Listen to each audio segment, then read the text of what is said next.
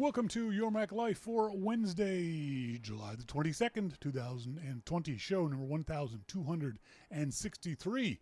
I'm your host, Shawn King. Thank you guys very much for joining me. As always, being joined by no one.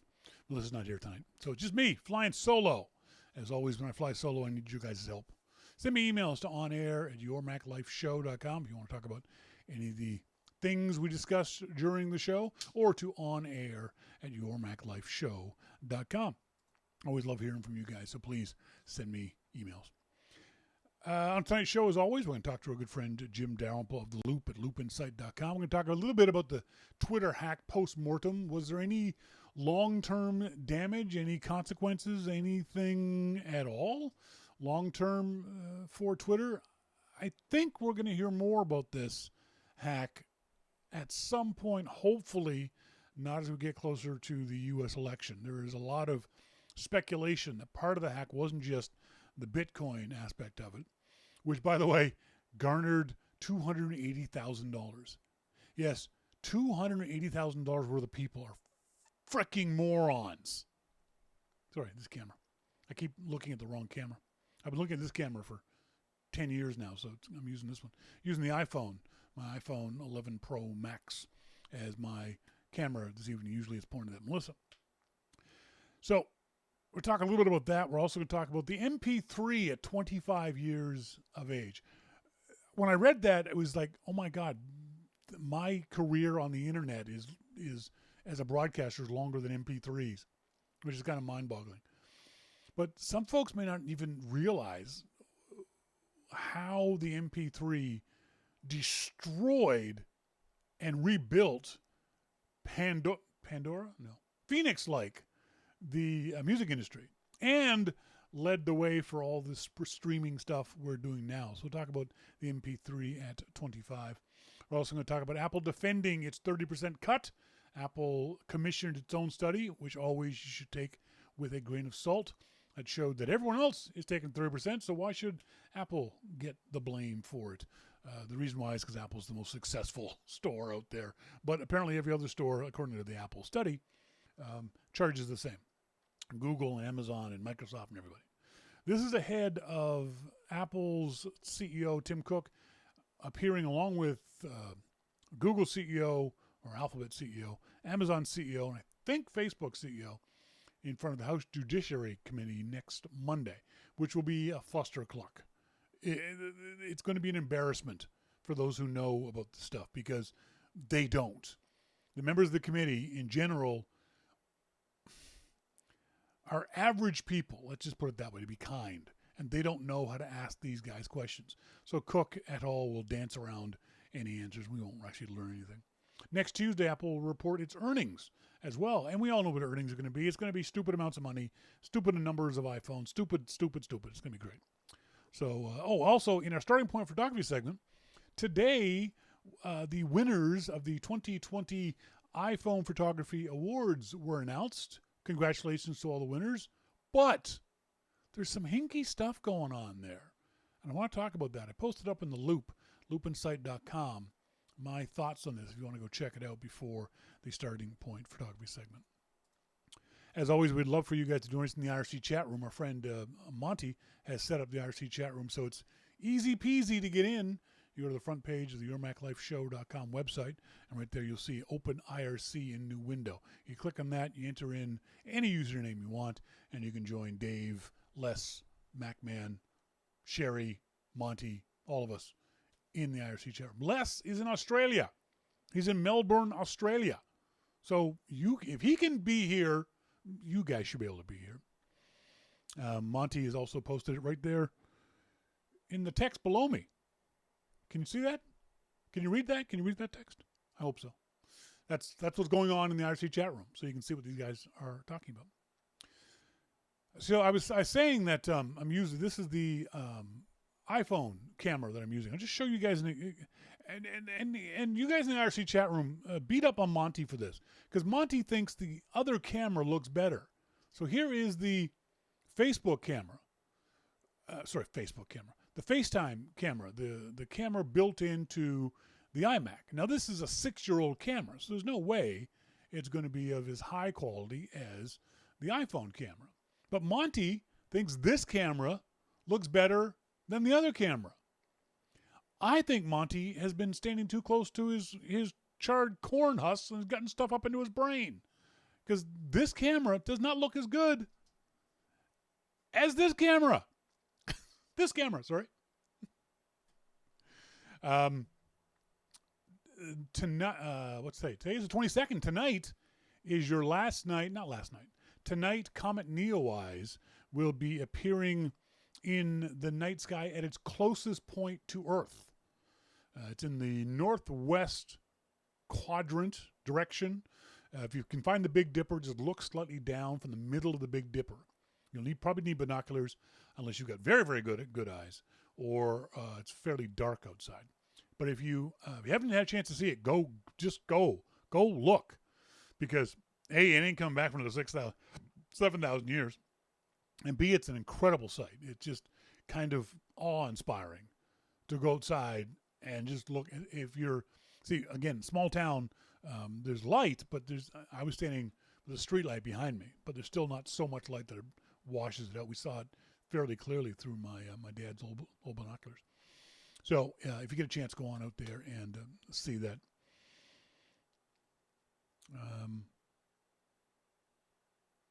Dave D says, it might not be the camera, it might be the subject. No, if the subject is the same in both cameras, you can tell the difference. Don't be a smart ass. Monty says, some of the photography people I follow on Twitter posted some great shots of the comet. And Monty says, MacMan, the text is very delayed. Yes, for YouTube reasons, the text is delayed. And you can take pictures of the comet with almost any camera. It's not hard. Our stepson Rory went out with his dad on, I think, Monday night, and his dad gifted him his dad's old Canon Rebel. This is a 10-year-old camera with the kit lens. And Rory got some not bad shots for a first-timer. So if you know what you're doing, if you don't know what you're doing, if you're just hacking around, you can still get a decent shot. And if you know what you're doing, and the more gear you have, the better gear you have, the better quality images you will get.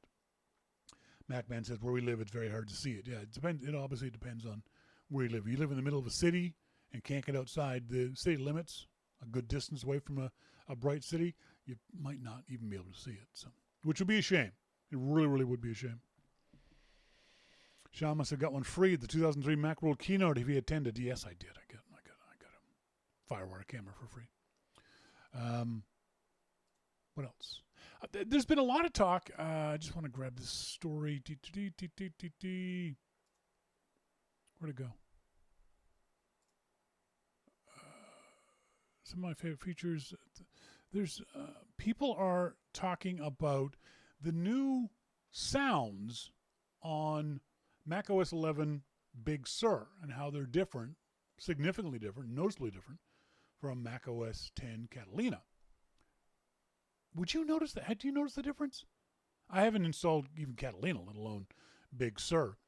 But I think it's one of those things that, especially the techie nerdy among us, and for stuff like this, I sometimes include myself, that you notice these sounds because you hear them all the time, your startup sound or your mail sound, whatever sound you might be. And when they change, they're very noticeable to you. But a short period after that change, they're no longer noticeable. I mean, I remember when Apple changed the icon at startup. When you restarted or started up your computer, you used to have that little happy smiley face.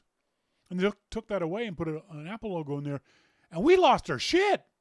We just freaked out. Like, no, bring the happy face back. And then when they made different changes to the startup sound, people was like, no, that's awful. Now I couldn't recognize it. It's just a sound. You don't.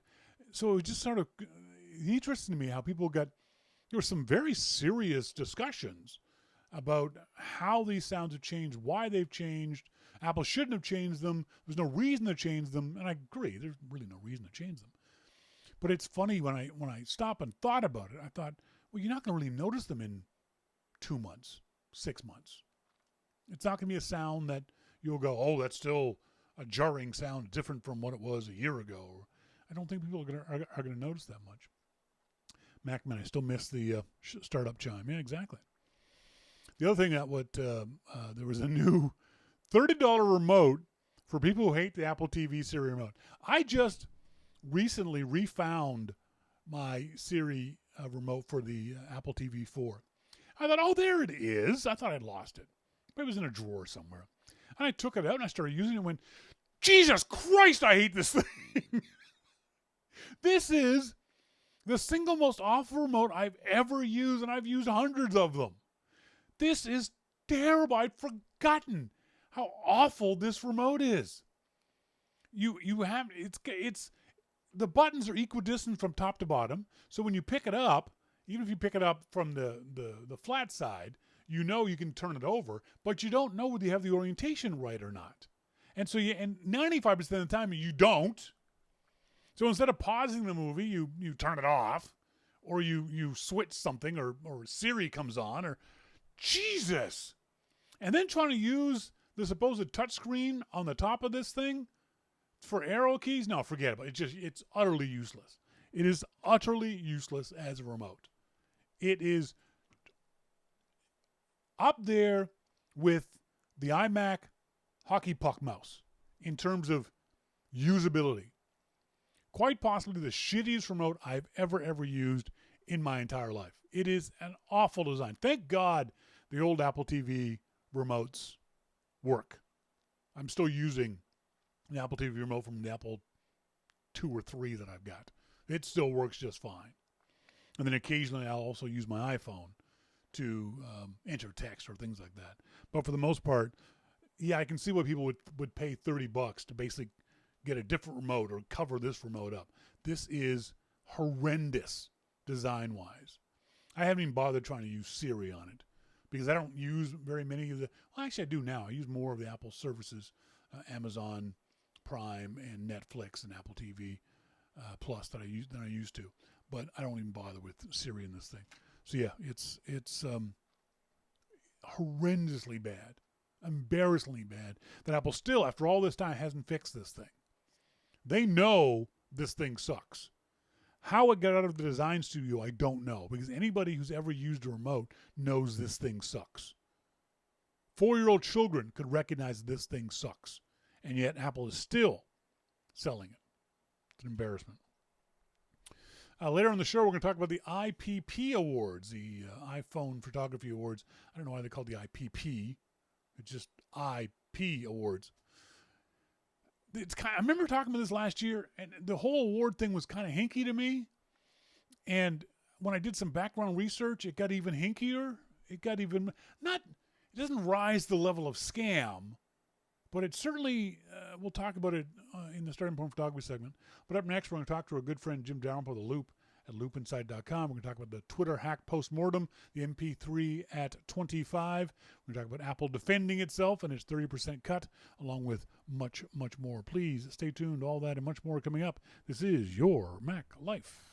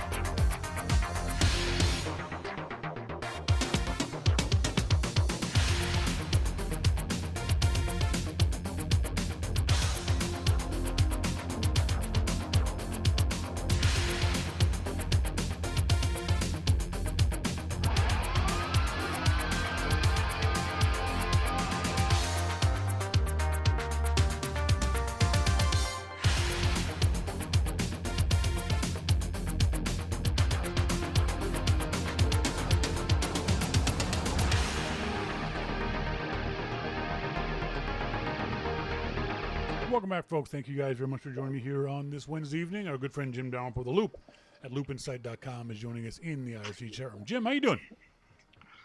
I'm doing good, Shawn. How's your week been going? Well, Erica's parents showed up last night. Is that a good thing or a bad thing? Well, no, that's good. I had to bury the drugs in the backyard, and you know, it was kind of a speedy thing, you know. You know, what are you doing running outside with a bucket and a shovel? What? Don't dig up my petunias. What? Oh, that's funny. So, yeah. So, remember I told you that Erica had to go down to Puerto Vallarta he's got some heart tests tomorrow, so. Oh, okay. Hopefully everything's okay for the how old a gentleman is Dad? Dad is 86. Okay, good for him. Yeah. The Twitter hack from last week seems to run its course in the news feed. Do you think there'll be any long-lasting repercussions of this? Well, I mean, the repercussions from something like that are always long-lasting. I mean, how, first of all, did it manage to happen, and that's the public one. Yeah. What did they do that we don't know about? That's right. You know, that is the concern, because as Twitter sort of alluded to, that whoever got into these accounts obviously also had access to the private messages, the direct messages of the people that were hacked, and this is including Joe Biden, Elon Musk. Now, Elon Musk DMs, I want to see those. Yeah, really. I really, really want to see those drug-addled DMs. Cause he probably just DMs himself. No kidding. And then argues with himself. Yeah.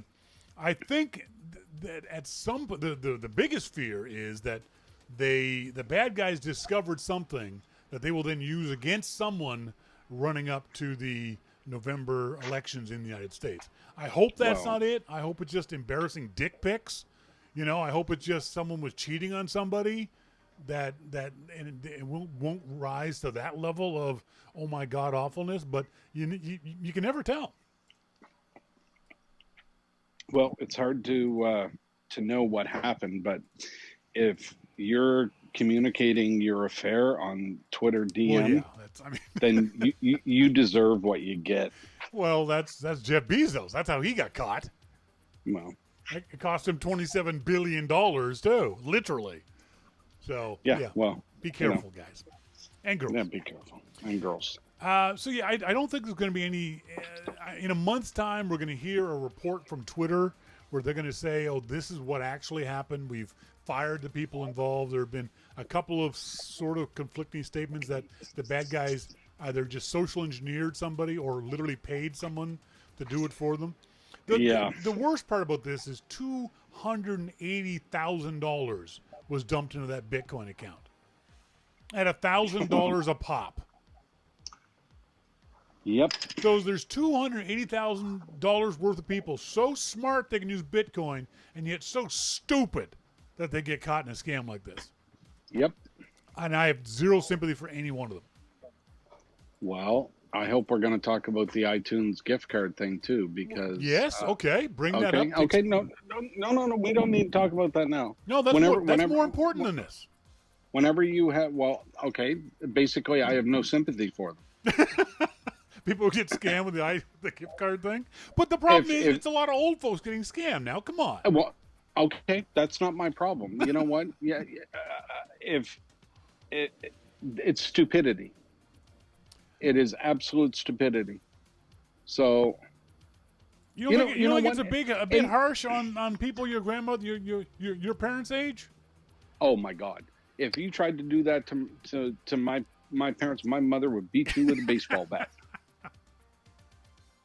So, if people are getting scammed, then hey, There's a Nigerian prince that wants the rest of your money too, Yeah, so send people it to are him. always getting scammed. There's no way to protect people from themselves. There is no responsibility of Apple here. Yeah. There is no responsibility other than yourself because you get scammed. So, I mean, this type of thing has been going on since forever. Yeah. Forever. You know, if it really happened, Jesus wasn't even nailed to the cross before people were selling pieces of it, yeah, that's right. you know, on the street. Yep. So people have been getting scammed forever. Yep. And it's nobody's responsibility but your own. And don't try and put out some lawsuit that says, oh, you know, we feel hard done by, and since it was an iTunes gift card, we want our money back. Yeah. You know what? Screw off.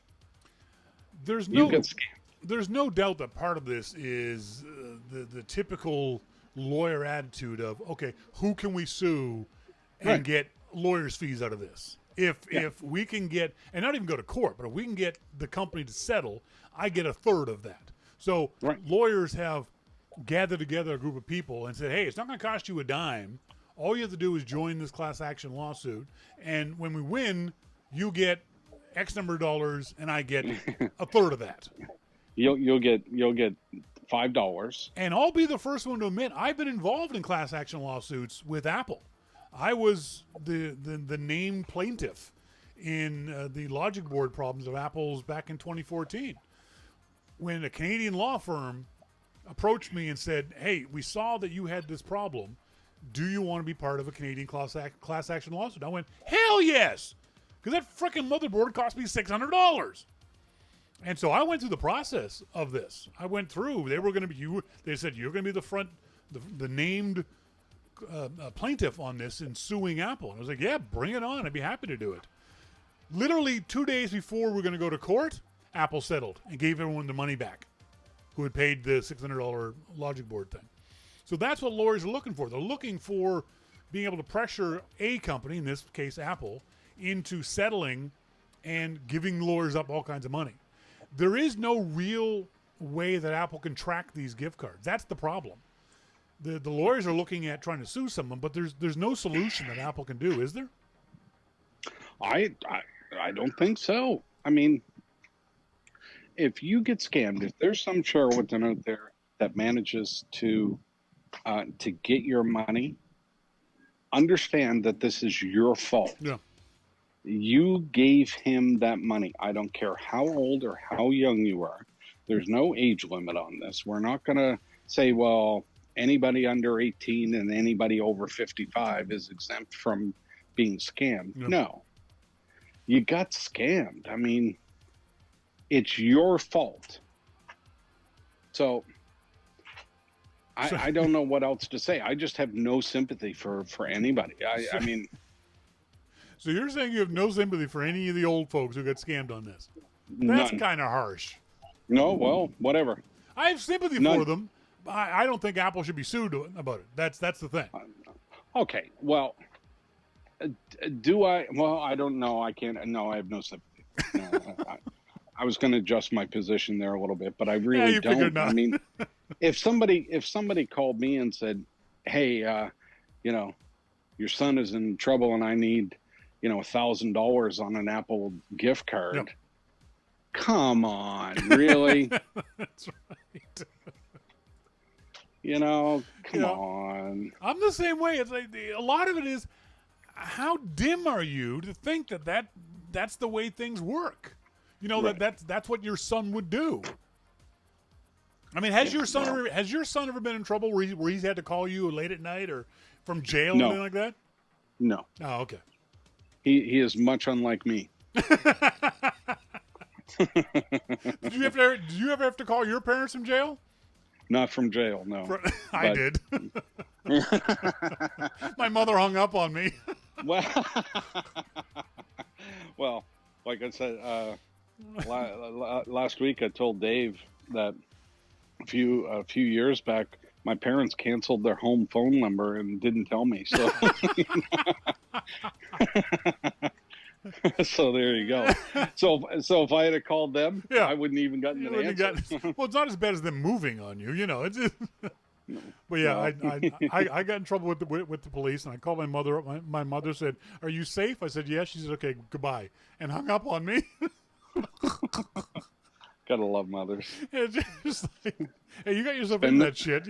Now, she knew that it was something minor. It wasn't anything serious. It wasn't on murder charges or anything like that. So she basically said, you get picked up for being drunk. You can dry. I don't want you drying out at my house. You can dry out in the drunk tank at the Halifax police station. Yeah, because that's a really nice place to be. Yeah. Well, when you're drunk, it wasn't that bad, No, it's not a place you'd want to hang out sober. But when you're hammered, it wasn't all that awful. When you wake up the next morning with Harry the bum sitting next to you, hey, what's up? Got a cigarette? So there are times when you look at things like this, like the Bitcoin scam, like this Apple Card scam, where you just got to look at me. Well, come on, use some common sense. Yeah. Just think about this stuff. But that's the thing is this is what spam email is all about. Is that it only takes advantage of those people who just literally, no true offense to them, literally are not smart enough to figure out this is not something they should be involved in. Okay, so you get an email from a Nigerian prince that says, I have $10 million that I'm going to give you. I just need you to put in $1,500 for the lawyer transfer, and I'll send you this money. Yeah. You deserve to lose your money. Yeah. Or you deserve it. Or the email that went around middle of last year where we've put this malware on your computer and we've been watching the porn you've been watching. I'm going to tell all your friends. I was like, yeah, go ahead. Whatever. Whatever. Yeah. Jeez. That's not much of a threat. You want me to tell them? I share most of the links anyway. So. Right. Oh, God. Yeah. So, yeah, it is definitely. I mean, if it happened to one of my parents, they're both dead. But if it happened to, an aged friend of mine or an aged relative, I'd feel bad about it. But I'd also be going, Jesus, come on. Use some sense. You're my aged friend, so. Yeah.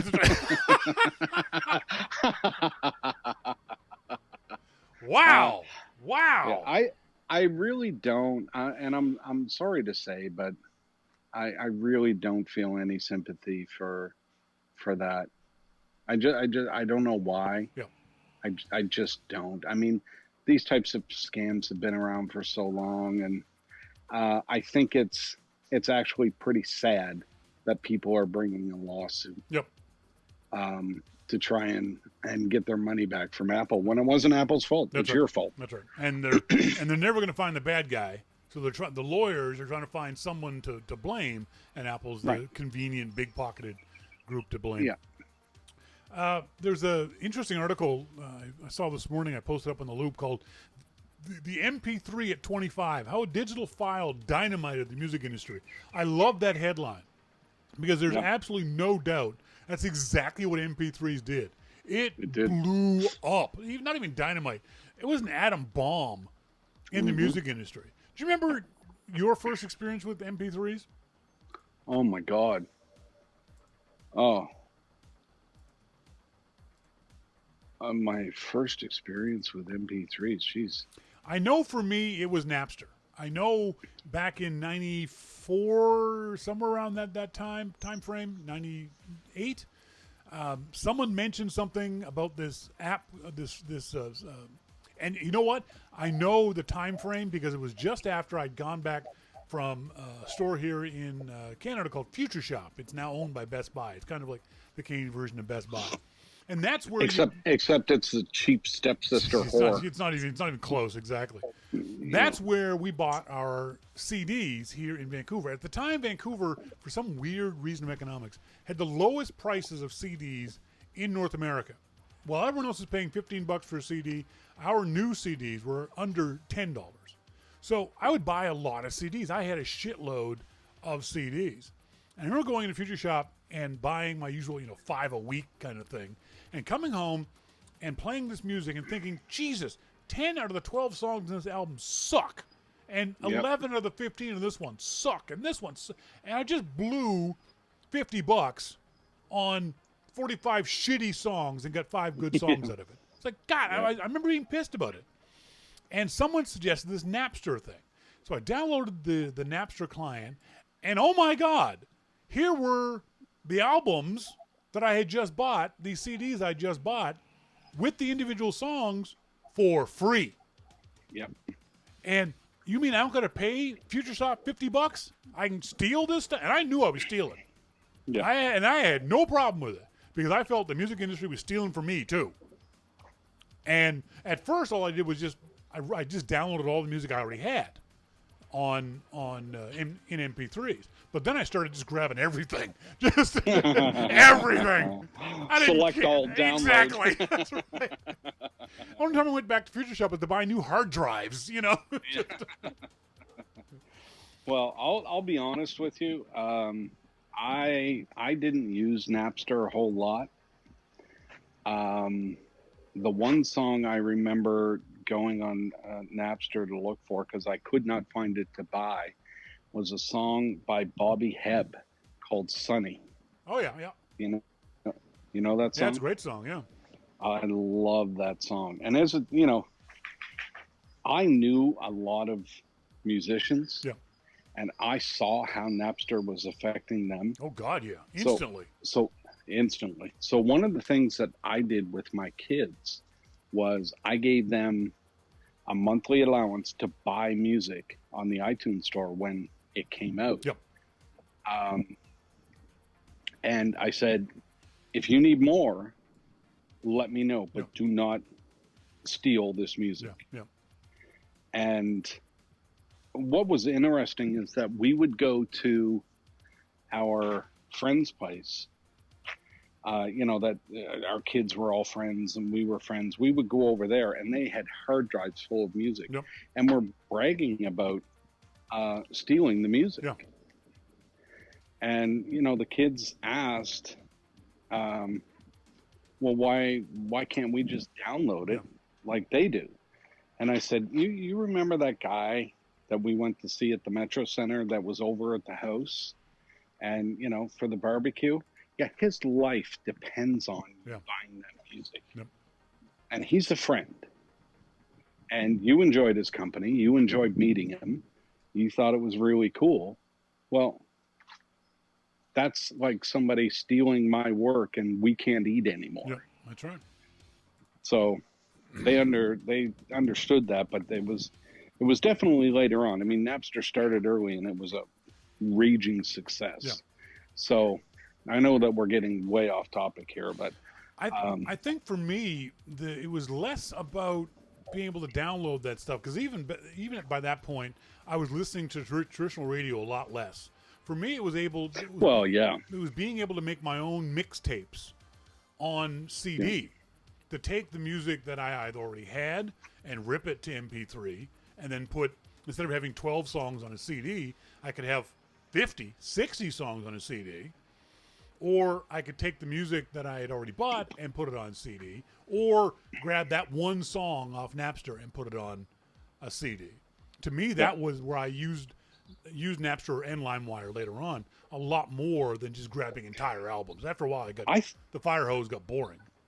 It was kind of funny, but I think I probably, as little as I used Napster, I think I probably used it more than what I used LimeWire. Yeah. I think by that time I was over it.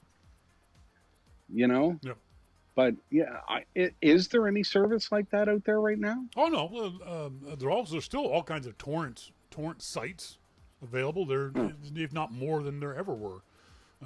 There's Lime Torrent, there's Torlock, there's RARG, there's all kinds. Pirate Bay is still running. No, the torrent sites are still not. Now they're more focused on movies and TV shows. Right. But you can still get any music you want off of those sites. It's Pirate Bay that was the big. Maybe I wrote a story about that when I was at Macworld or something. But didn't Pirate Bay get get blasted at one point? Oh yeah, didn't no, they? they got shut down several times. They've been shut down and reopened around the world. Same with Napster. Napster's been shut down and reopened and reconceived in any number of ways. The problem is it's a multi-headed hydra. The government officials can't. The other thing that helped to kill the record industry was RIAA, the Recording Industry Association of America, did a strategic error. I think back in, I want to say 2005, when they started suing average people because of the MP3s that they were downloading. And all kinds of stories came out of the blanket lawsuits being sent out to grandmothers because their grandson was in the basement downloading stuff because the internet providers couldn't say this computer downloaded it. All it could say was this household downloaded it. And they blanketed, threatened people with these lawsuits, and that really turned the tide against the music industry. And then the artists started popping up and saying, you know what, we're making 1 cent off an album, and that sort of encouraged a lot of people to go ahead and steal it. Because I'm not ripping the artist off, I'm ripping off the recording company. Yeah, and until the artists started opening their own recording companies, and then they started saying, "Hey, wait, don't steal that," because now it is affecting me. Hey, horse, come back to the barn. Yeah, it's not going to work. I mean, there was so much hypocrisy around all of that because a lot of artists did say that, and a lot of artists started giving away their music.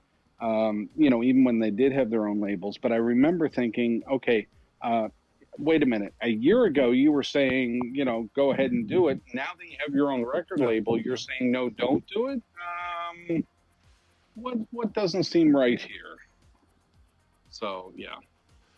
Our MP3s, and we all know, I'm not going to get into the argument of audio quality. I never had audio gear good enough to be able to tell the difference. To me, it sounded fine, especially for the the crappy music I listen to. I'm listening to punk music. I don't care if it's crappy. It started off crappy. It started crappy when they recorded it, for God's sake. This is not the Vancouver Symphony, okay? So, to me, the sound quality argument never held any water for me. But do you think MP3s are still as popular?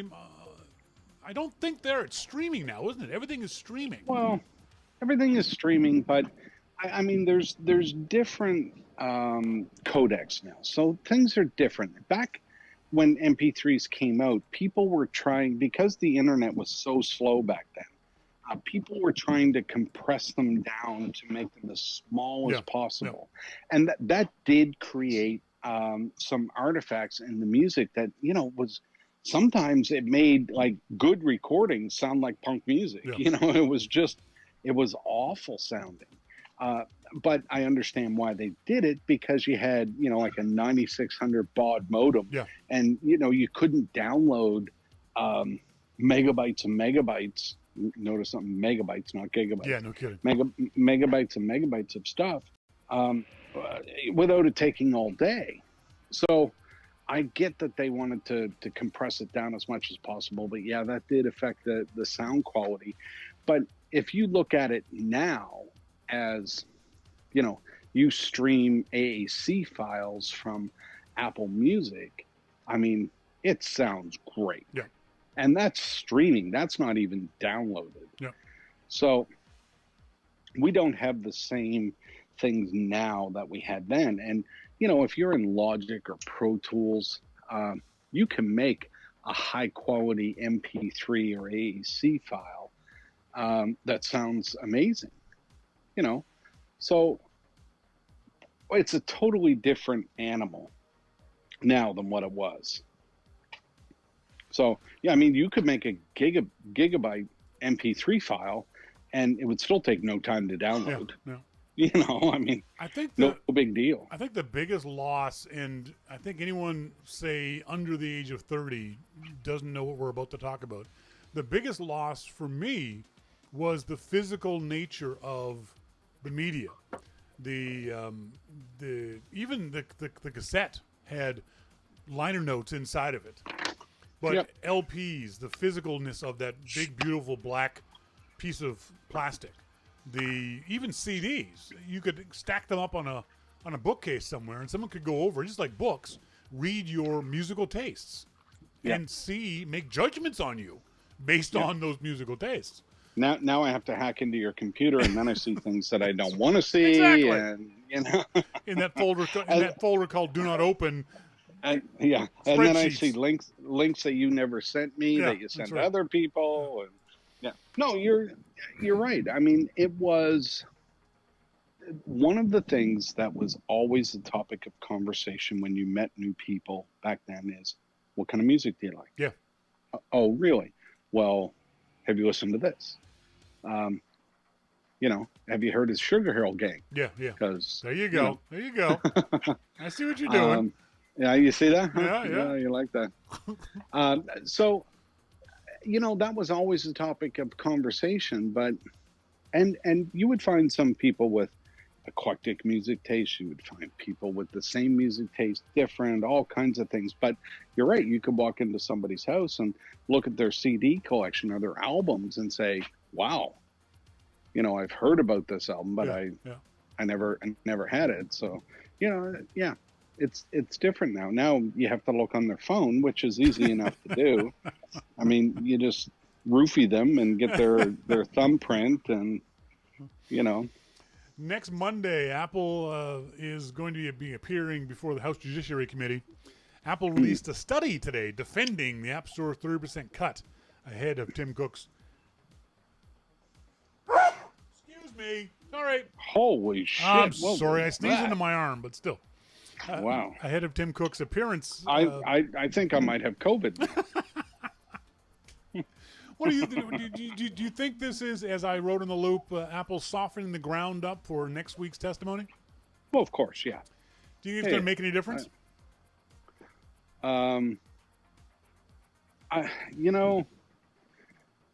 We've talked before about this in these hearings, and part of the difficulty with doing this with government is that they don't understand technology. Yeah. So I don't think that they understand the revenue base of technology either. And, if Apple really wanted to mess with them, they could say, well, we were looking at offering free Wi-Fi in all of your districts, like Mark Zuckerberg did. And they would say, oh my God, free Wi-Fi, really? Oh, okay, go home, Tim, go home, work on that free Wi-Fi, and then never do anything. And, because I really don't think that they fundamentally understand what's going on. Yep.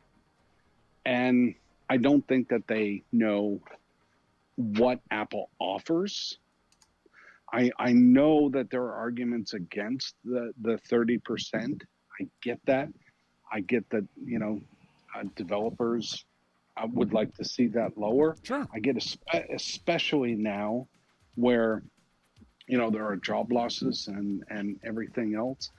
I understand all of that, but I don't know that Apple is the big bad wolf here. Like not maybe the government is trying to be. Not compared to a lot of others. When the Apple-backed study has 4 major findings. Most app stores charge the same 30%. Retailers, travel booking services can charge more than 30%. Distributing software through an app store is less expensive than distributing through brick and mortar. You couldn't sell 95% of the apps that are on the app store. You could not sell them in a brick and mortar store. It would be literally impossible. Well, I mean, let's be honest. Back in the day, brick and mortar was like the mafia. Yeah, absolutely. So people don't realize developers had to pay to be in those stores.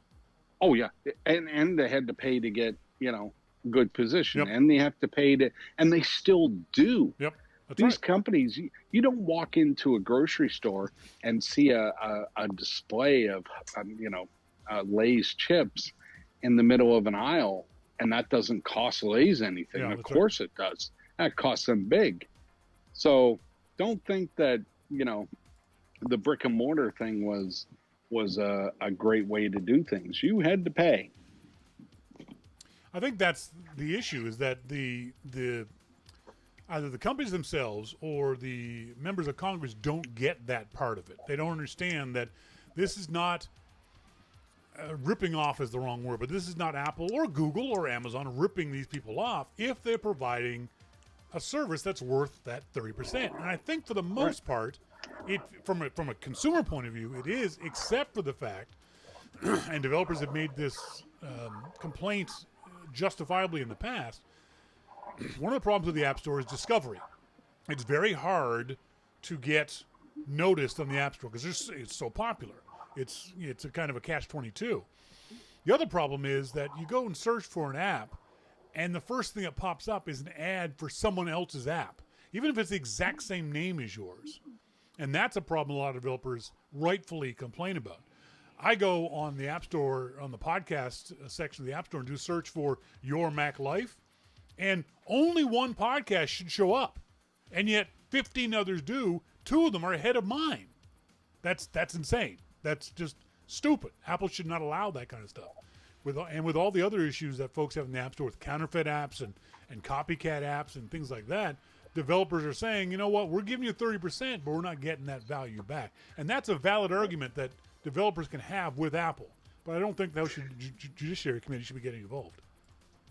Yeah, and these are things, and I really do believe that Apple is trying to work on those problems. Like, how is it that we let this copycat app in that's exactly the same, or they uses copyrighted images, or all of this kind of stuff. But I don't know that that's what they're checking for when an app goes through. They're making sure that it's not putting a malware on your system, or it's not doing these types of things.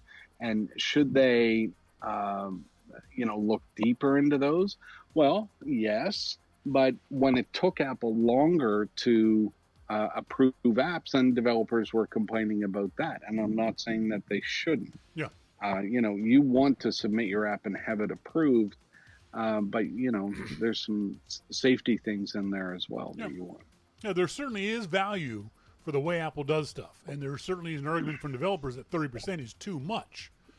But that's a deal you make with with Apple and with the developers. The Judiciary, I don't think they're going to do a good enough job to make the effort that this hearing is going to put forth worth it.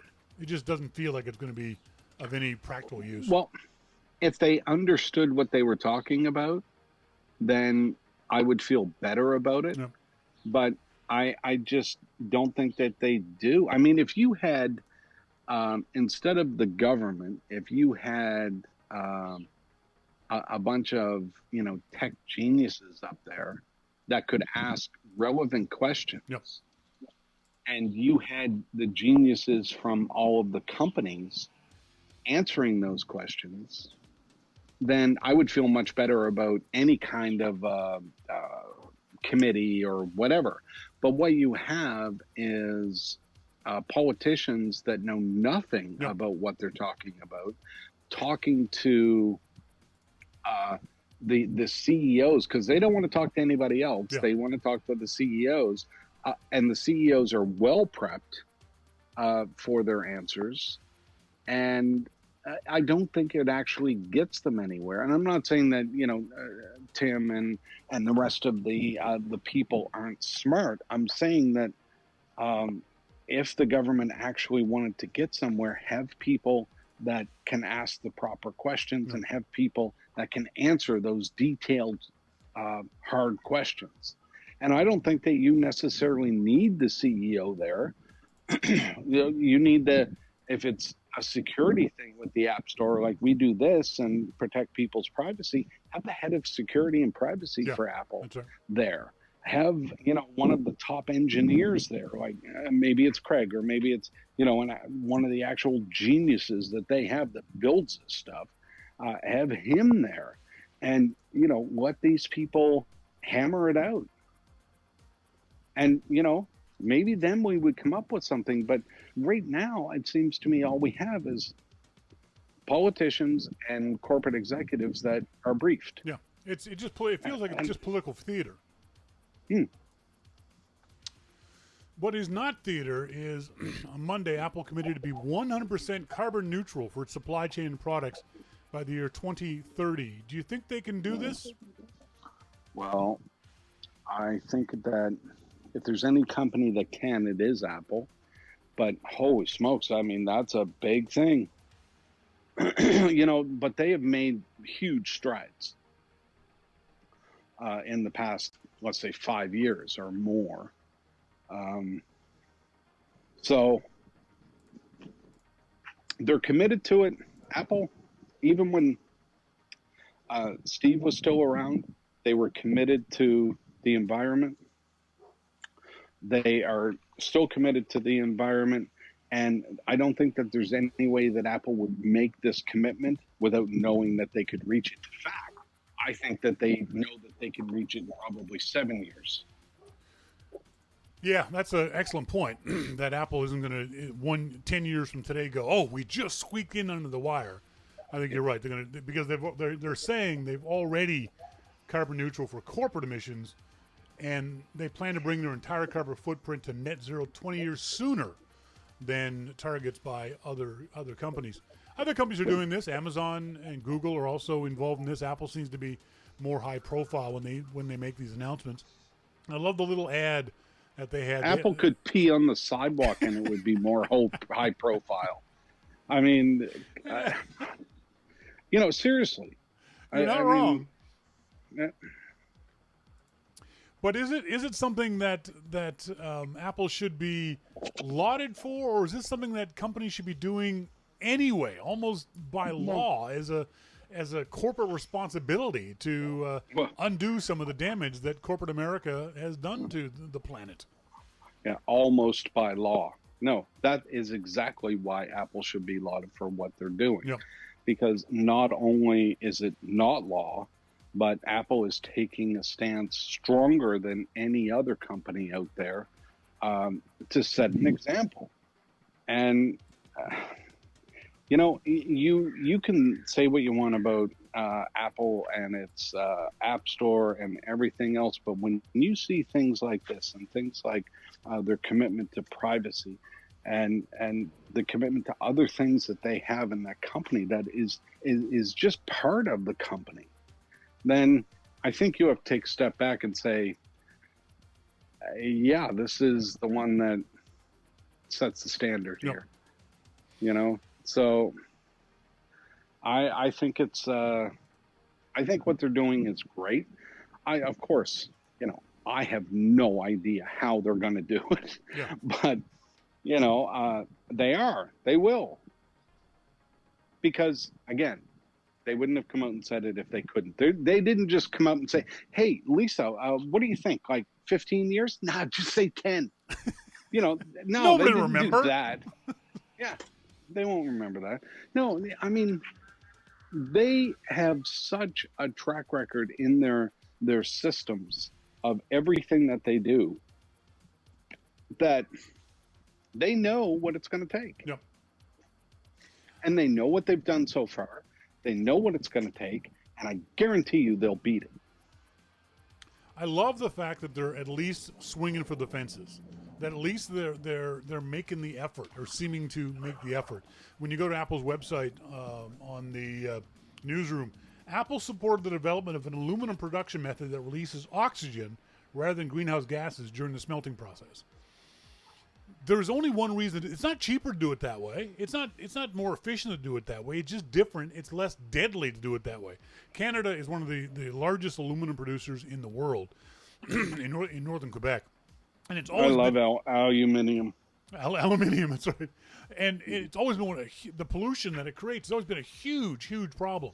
So if Apple can help create a process for this ubiquitous metal that is all around us, that makes it less polluting, but still we can use that metal, thank God for Apple. I mean, other companies should have been doing this stuff. It shouldn't have been Apple doing this. The aluminum industry should have been doing this. Well, look, I mean, we've seen this so many times throughout Apple's history, even since, let's just take it back to 2000, where they've disrupted industries with products that they've put out. The phone industry should have done something about text messaging where it didn't cost you. The phone industry should have done something about software updates. The phone industry should have done so much that they didn't do, and Apple did. Well, now we're into something that's even bigger, because this affects, the planet, where governments should have been doing this, not just companies, governments. And I understand that the U.S. believes that climate change is not a thing. I get that. The rest of the world does not believe that. And the government should be all over that, and most of them are. But these are things that, Apple in its high-profile position is putting forward of how they can, again, help to make a change. And I think that, whoever they're meeting with Congress or whatever next week should just say, whatever. Go do your thing. That's right. Sorry for bothering you. Can I get an autograph? That's it. Yeah. That's what it should be. Yeah.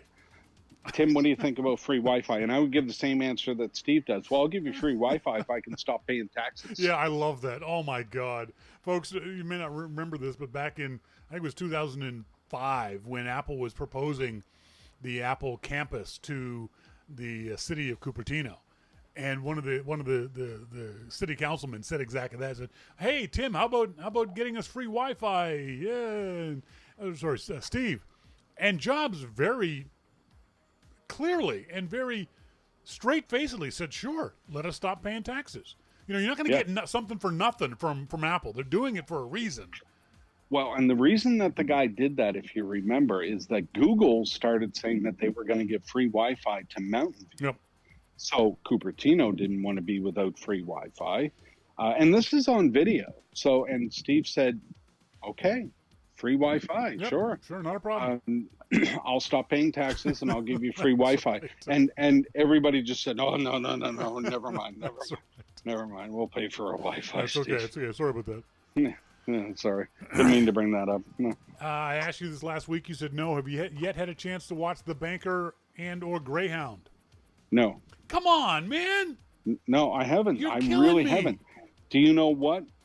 Because Erica was gone this week, so I had a series that I was watching, and I don't often get to watch because, Erica's always lurking.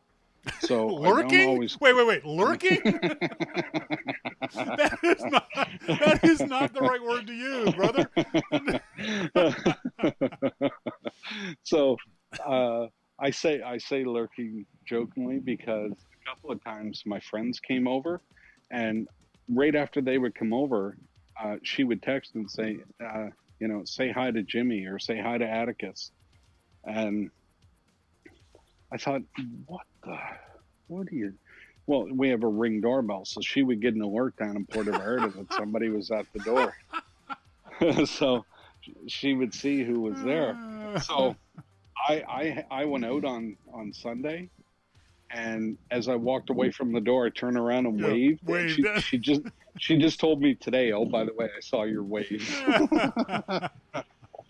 So, yeah. So the reason why I bring this up, I have a backup from this. You've heard about this new film from Christopher Nolan, Tenet. Mm-mm. You know who Christopher Nolan is? Jesus Christ, like pulling teeth with you. No, I know Chuck Norris. No, come on. You know who Christopher Nolan is? No. You see the movie Inception? No. You see the last two Batman movies? No. Oh, you're killing me. I haven't seen any Batman movie. Why do I? What? Wait, what? No. Like not even the original one with Michael Keaton? I don't think so. What the hell is wrong with you? I like Spider-Man. I told you. Oh, Jesus. Anyway, Christopher Tennant, very well-known, incredible director. Watch the movie Inception. Don't do it when you're tired because your brain will explode. Is coming up with a new movie called Tenet. Now, because of COVID-19, they've pushed back the release date indefinitely. It's not even like, okay, we'll do it next Tuesday. It's like, we may not show it this month because Christopher, unlike Sony and Tom Hanks, Christopher Tennant does not want his movie seen outside of a movie theater. Greyhound. Yeah, well, he might not have a choice because if Apple goes to the studio to buy it, they'll sell it. True, but Nolan is a powerful enough director that he might be able to say, "No, I have veto power over that." And Tom Hanks isn't powerful enough? Well, obviously not, because remember, Hanks said he was disappointed that it had to come to this, that it wasn't going to be in the theater. So, well, according to you, that was a joke, though. No. Come on, bring it on, baby. Bring it on. No. Bring it on. I'm ready. I'm ready for you. Hanks saying he was disappointed, heartbroken was his words, is not a joke. He was obviously correct in saying that's not what you said. Yes, that's it was not what you said. It's no, him talking about his Apple you are overlords. so full of shit. Him talking about his Apple overlords was the joking part. Moving on, we had that argument 2 weeks ago. Revisionist history 2 here. 2 weeks ago, we had that argument. Move on. Oh my god. Anyway, my point. This is your show, so you go ahead, my aged friend. Would you? Hey, I'm sorry. We've got video of me and you up on screen right now, and if we take a vote of who looks older, me or you, you lose, pal. I'll tell you that right frickin' now. Yeah. Well, who's better looking? That's me. That's you, of course. That just goes without saying. Of course. The question I want to ask is, a movie like that, would you pay, let's say, $25 to watch that in your home on a streaming service, like a one-off type streaming service? So in theory, yes, I probably would, but here's the thing for me. Obviously, I don't watch many movies. I like to watch TV series and stuff like that. By the way, the show that I was talking about earlier was called MI5. So It's a British show about the spy service. And it's just a brilliant, brilliant series. So over the last week and a half, I watched 5 seasons. Yeah. Oh, Jesus. Yeah. Did you leave the house? I did not. Were you wearing adult diapers? I mean, Jesus, man. I did not leave the house, but I wanted to finish it before she got back. Yeah. Because she knows when I leave the house because she checks the camera, so I couldn't leave. I even had my neighbor bring me some Baskin Robbins ice cream. You're a sad, sad man. I did not leave the house. Oh, yeah. God. So I would get up after every show or so and, have a beer or a smoke or something. And I had to go answer the door when they brought me my Baskin Robbins ice cream. Yeah. So, so I'm not much of a movie watcher, but if there was something that I really, really wanted to watch, then maybe. But I'm probably the wrong person to ask about how much would you pay to watch a movie at home. Yeah. Especially in Silicon Valley, because they do have a movie theater here with those big comfy chairs. Yeah, the adult and movie. I love those big comfy chairs. Yeah. So I can go there and have a nap and watch a movie. But what I'm saying is, for movies like this is a big screen movie. This is not, When Harry Met Sally or something like that. This is a big, huge blockbuster type movie. But you're talking about a guy that I've never even watched one of his movies. So all right, fine. Someone who you, oh my God. Well, I mean, you asked. I've never seen Batman. I've never seen this and Insipidus or whatever it is that you're talking about. I mean, why would I pay for this one if I haven't seen the others? I think that there's going to come a time fairly soon. You called me. Yes, you called me. Right, that's right.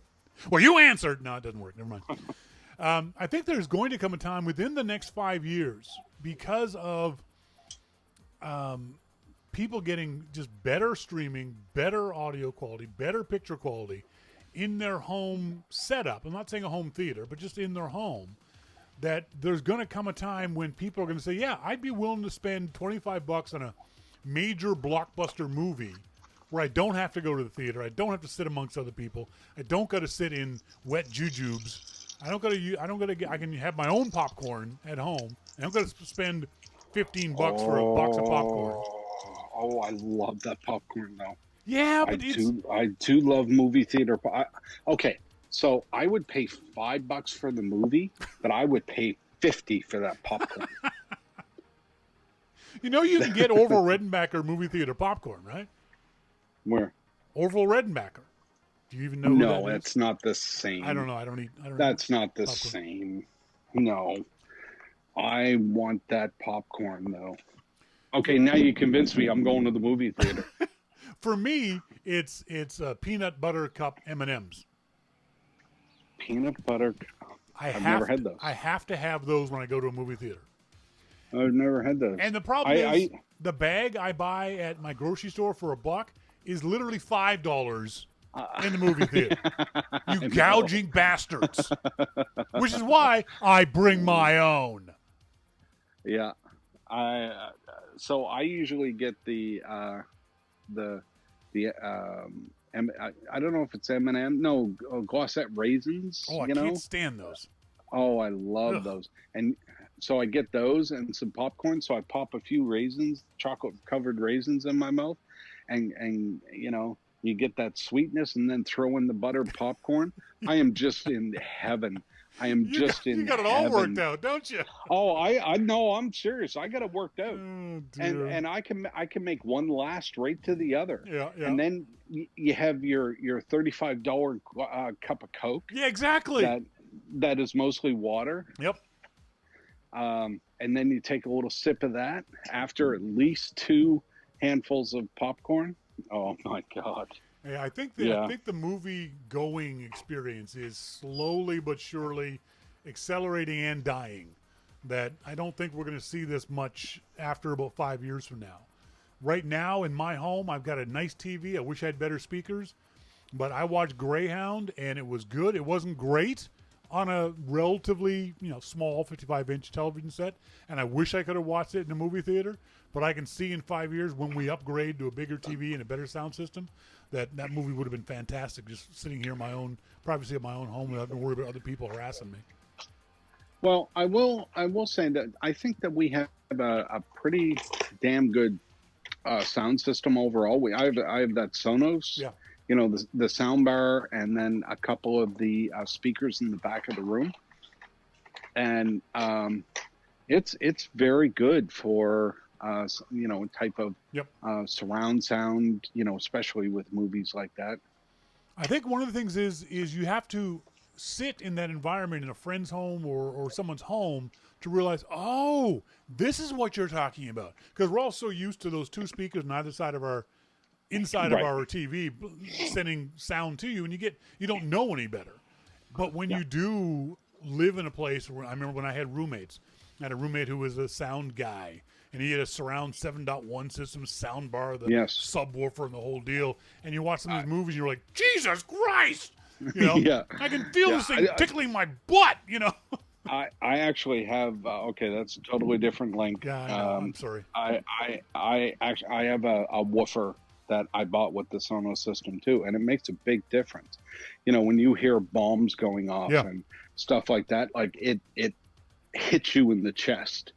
And this is not a 7.1 system. Yep. I did have that when I was in Halifax. Yep. I got JBL, like a huge system, and it was just incredible to watch movies with. It really is. I can only imagine what that would be like with today's technology of putting all that stuff in there. But because then in order to get it, you had to have a DVD or a Blu-ray or something like that, and now you don't.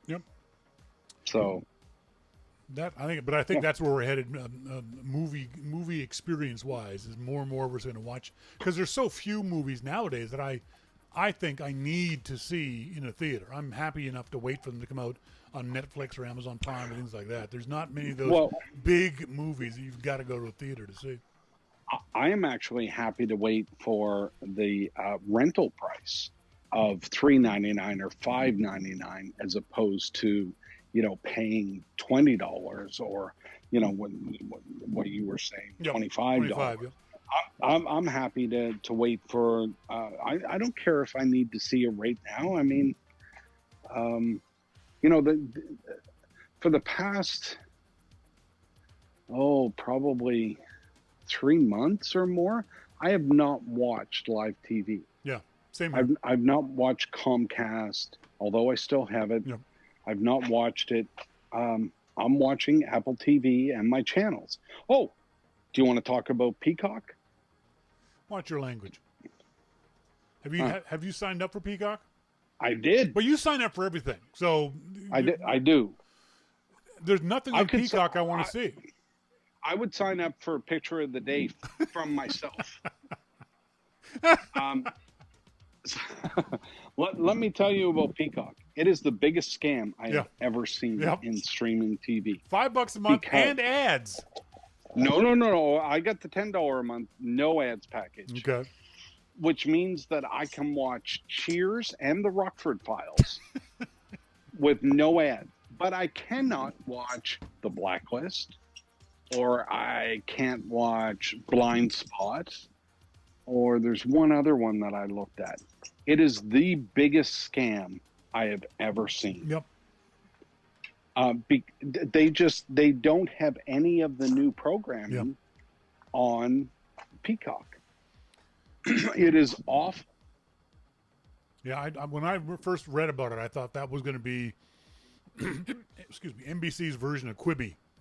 It was just going to go nowhere because they don't want to release their current stuff. All it is back catalog stuff, and most people have already seen that stuff on their NBC channels. Well, I don't like it. I don't blame you. Moving on. You got anything for me? Otherwise, we're done. What do I have for you? What could I possibly have for you? Let me see. It's kind of worrisome the way you're going about this. How about you calling out a scam photography award? The iPhone, which I must say was very well written. Oh, thank you. I really like the way that you approached it, and I appreciate your edits. I thought it was very well done. You raised a lot of good questions and things that, when you think about it, make a whole lot of sense. So you just kind of sit back and say, "Huh, really?" That's pretty much. This happened to me last year. I had this thought, and it was really that. It was like, "Huh, that sounds odd." And then today, when every Mac news website and the Washington Post and dozens of other websites posted about the 2020 iPhone Photography Awards, and it brought back to mind, oh yeah, I remember thinking about this last year. So let me just check this out. No, this is something I swear to God no one else has done. I'm not just patting myself in the back here. I'm saying that everyone else is so freaking lazy. No one else has bothered to do this. All they did was just rewrite the press release that these people sent out. So the iPhone Photography Awards have been around since, I think, 2007. So 13 years. Good for them. They've been around for a very long time. Yep. The problem is, the first thing I notice when I look at any awards is, what are the criteria? Who's doing the judging? What's the parameters of the awards?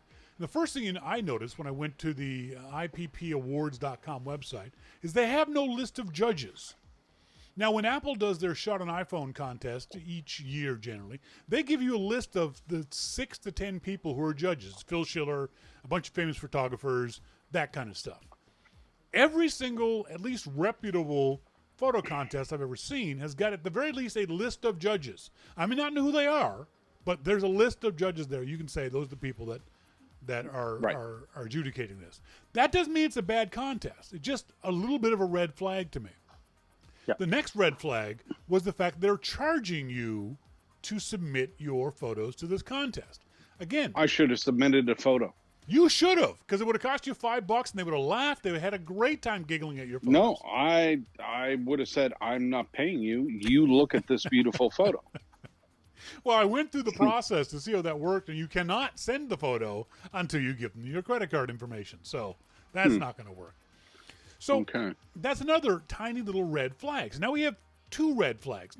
There's all kinds of photography contests that legitimately charge you X number of dollars to enter it. It's a way of filtering out the wheat from the chaff, that you're a serious person if you're willing to pay to get your photos examined by this judging panel.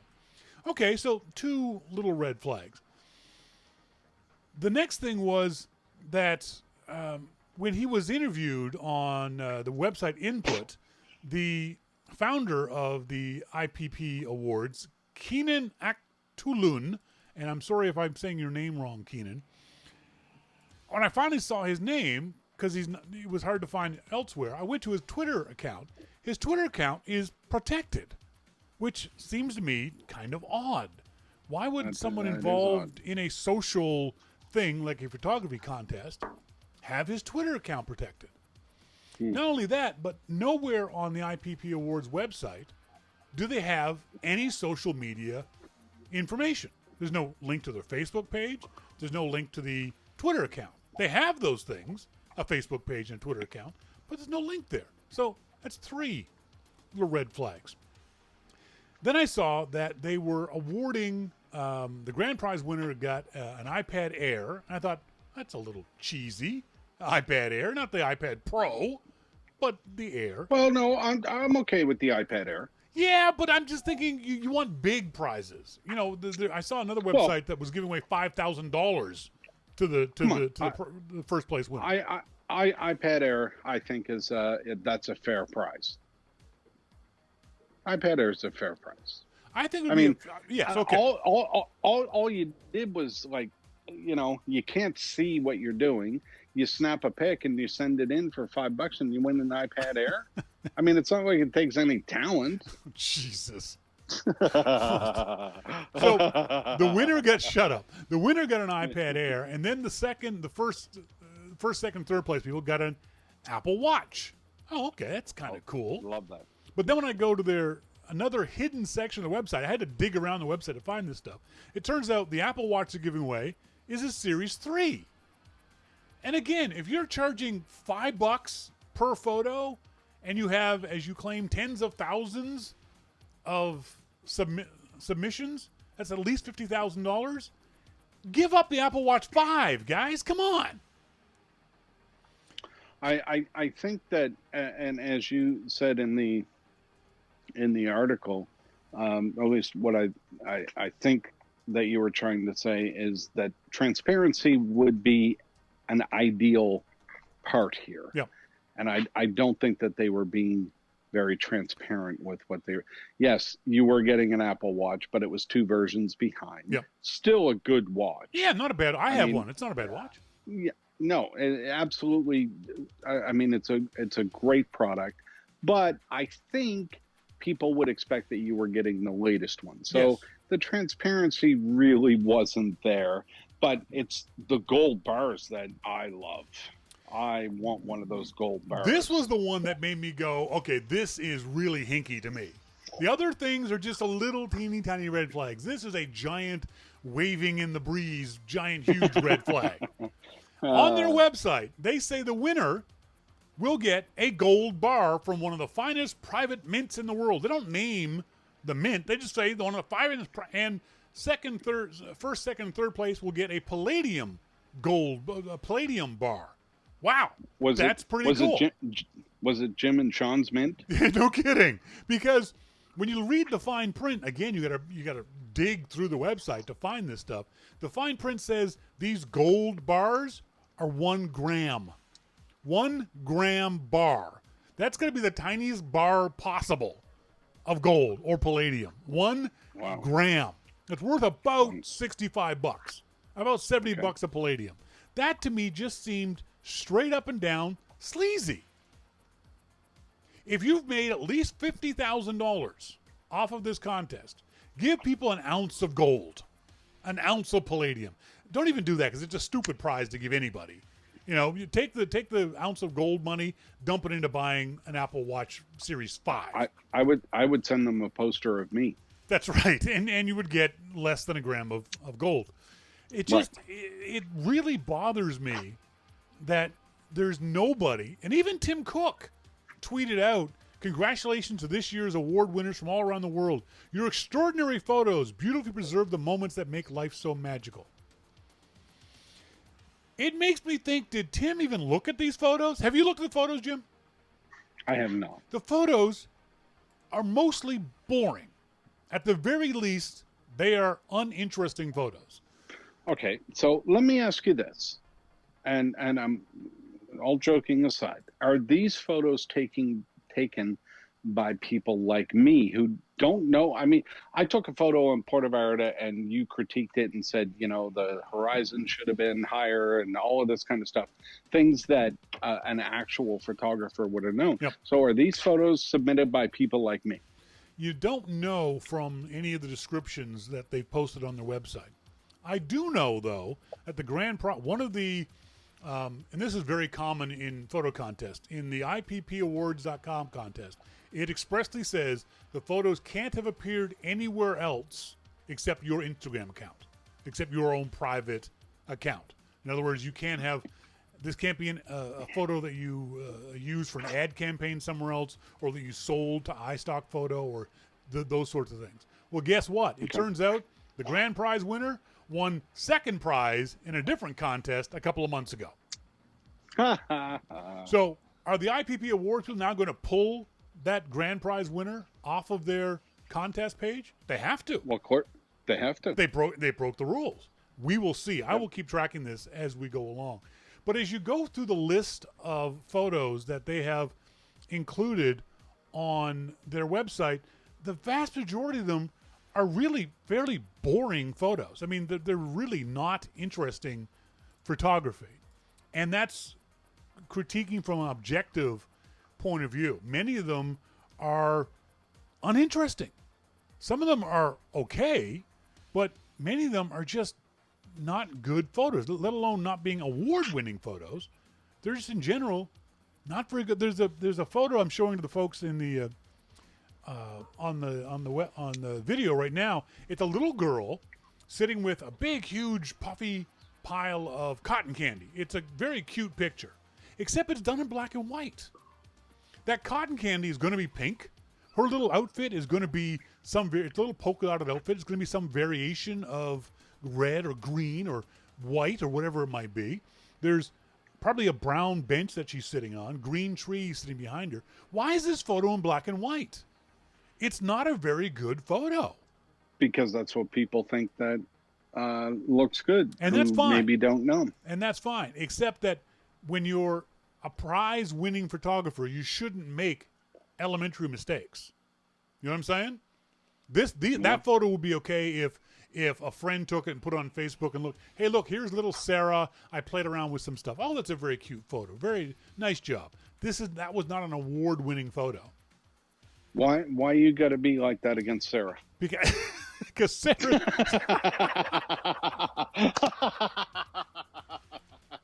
No, I just think you're being mean. Oh dear.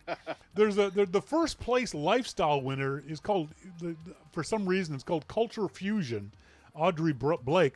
She's got a guy on a horseback. It looks like it's a Mexican beach scene. Guy in a horse twirling a lariat around his head, and she's cut off the paraglider at the top, cut off the seating area on the right-hand side. Her horizon is almost dead center. It's just amazing how many mistakes she's made in this photo. It's a cute vacation photo, but how this could be the first place lifestyle winner is beyond me, which is why I want to know who the judges are, because I want to know how blind they are. It's a decent enough photo for a vacation photo, but it's not an award-winning photo. Now that I've slammed all these other ones, there are some photos that are very, very good. The first place, but they didn't win. But the first place news and event winner, Demons Lighting the Sky, in Paterna, Spain, looked like a really cool event, whatever it might be. It looks like all these people are dressed in red, and they're holding fireworks above their head, and the fireworks all shooting off into the sky. It's a gorgeous photo. This one is much more interesting than the first place photo. And I don't get how these photos were chosen. So yeah. What makes a photo interesting? Is it something different than what we see? I mean, I may see that black and white photo and say, "Oh, wow, that's really cool." Well, see, that's why So what makes it interesting? that's why I wanted you to go and look at these photos, so you could look at it from the point of view of just a Joe Blow guy who looks at photos, Oh, versus thanks. versus a semi-professional instructor of this kind of stuff who is much more hypercritical. I'd be less critical of these photos if someone just showed them to me. A friend said, "Hey, what do you think of this photo?" I'd be much less critical than these things being award-winning, air quotes, award-winning photos. Award-winning photos should take your breath away. They should make you stop and examine the photo. They should make you want to look at the photo and want to know more information about it. Where was this? What was happening? Who was this? What, you know what I'm saying? They should tell a story that you want to hear, that you want to know the story of the photo. You know, the award-winning photo in the portrait category isn't even a portrait. First place portraits winner, beautiful isolation in Morocco. It's a gorgeous shot, but it's not a portrait. When you think of a portrait picture, you think of someone's face, right? You think of most of the frame is being taken up by that person's face. This is a lovely shot of a man sitting in a room. If it's in Morocco, let me assume it's a mosque. And so it's got that wonderful detail of the circles and the squares and the triangles that you quite often see in wallpaper in mosques and that sort of Middle Eastern motif. But it's not a portrait of the guy. It's a portrait of a room with a guy sitting in it. You know what I mean? Yeah. So the majority of the photo is of the room. Oh, absolutely. I would say 75% of the photo is the room, and you just happen to see a man sitting in it. So are there any other photos in that category that are portraits? They don't post the non-winners. So it's not something you can really take a look at and go, hey, out of the top 10, this is, I think number 3 was better than number 2 kind of thing. So, but there's a lot of very mediocre photos in this list of winners, especially the grand prize winners. The grand prize winner, the other weird thing is, and you can't see this because you're not on the same page I am, the grand prize winner is a particular shot of 3 boys, as it turns out, jumping off a bridge into a river in India. It's a wonderful, exuberant shot. It's an image of children having fun. It's an image that we all can see and relate to without any problem. Nothing wrong with the image itself. It's boring, and it's not, to me, an award winner. But the weird thing for me is Cult of Mac has the exact same image, but a completely different crop of the image. In other words, it's cut off in a different way. How did they get that image? The only example image that they could have gotten was from the IPPawards.com website, and yet Cult of Mac has a completely different picture. It's just a weird little thing that I happen to notice that kind of threw me off. The fact that the 2 shots are so different, and they really shouldn't be. They should be the exact same shot, the one that Cult of Mac is linked to on their site. Anyway, so that's pretty weird. So it's going to be interesting to see if there's any reaction from the IPP Awards people, not to what I wrote, but to the fact that this was the award winner was already presented an award on some other website. And whether or not other websites will pick up on the fact that this is something that you can't just repost the press release of. You've got to go to the website and read these sort of. Because I'm a photographer and I know about photography contests. I know contests that can be scams. Matter of fact, my sister in Nova Scotia got caught up in a photography scam with my niece of people saying, hey, you give us $500 and we'll take these photos of your niece and she'll get a modeling agency job. And unfortunately, my poor sister got scammed by that. So I know about how some of these photography scams work. And so I'm glad you let me post that story up on. I'm not saying this is a scam. I'm just saying it's a little hinky and a little suspicious. It's not as you said, it's not as transparent as it should be. Well, and in all fairness, when you contacted me about this today and gave me the rundown of what was going on, you know, you are the photography expert. If it was an audio thing, then, you know, I might do Sure. it. If it was a development thing, Dave might do it. But, you know, I'm almost as good as you in photography. I mean, everybody knows that. Everybody knows that. But, oh dear. but Hey, yeah, I mean, you want to do a photo challenge? I already told you I would do that. We said that last week. We were going to take a picture of a Halley's Comet, and I did, and you didn't submit yours, so I went. Nope. Here's the photo. Here's the photo contest. Blue clock line. Those are 3 photos. Blue. Are you speaking like Russian to me now? This is an exercise. This is an exercise I do with my photography students. I tell them to go out during the lunch break and take a picture of blue clock line. Whatever those 3 words, separate words, mean to you. Say green. I'll take a picture of a Heineken bottle, all 3 pictures, and I'll win. That's why I didn't say green, because I knew you'd do that, you cheating bastard.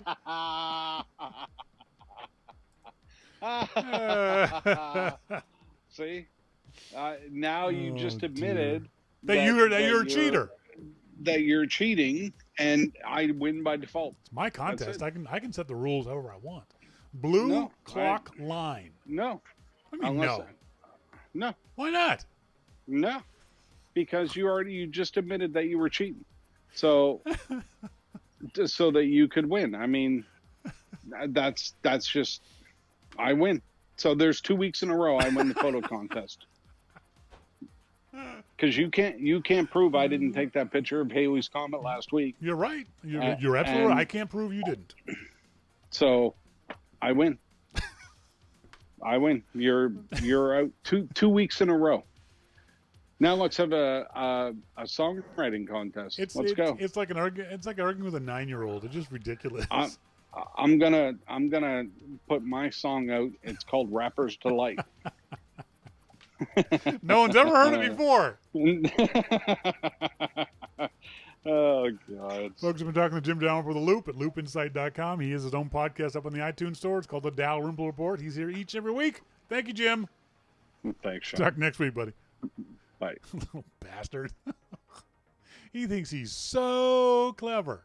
Just the smartest guy in the room, doesn't he? So I wanted to, oh, geez, how did my head get so big? Just, whoa. The hell happened there? Somehow I got myself zoomed in and that's not a good look for me. So if you get a chance to go to the Ipp Awards.com website and go through some of the photos, let me know what you think. I mean, it's just the second place. Here's the second place photo, and it's just clothes hanging on a line. There's nothing here. The photo is mundane at best. I wouldn't call this an award winner in any way, shape, or form.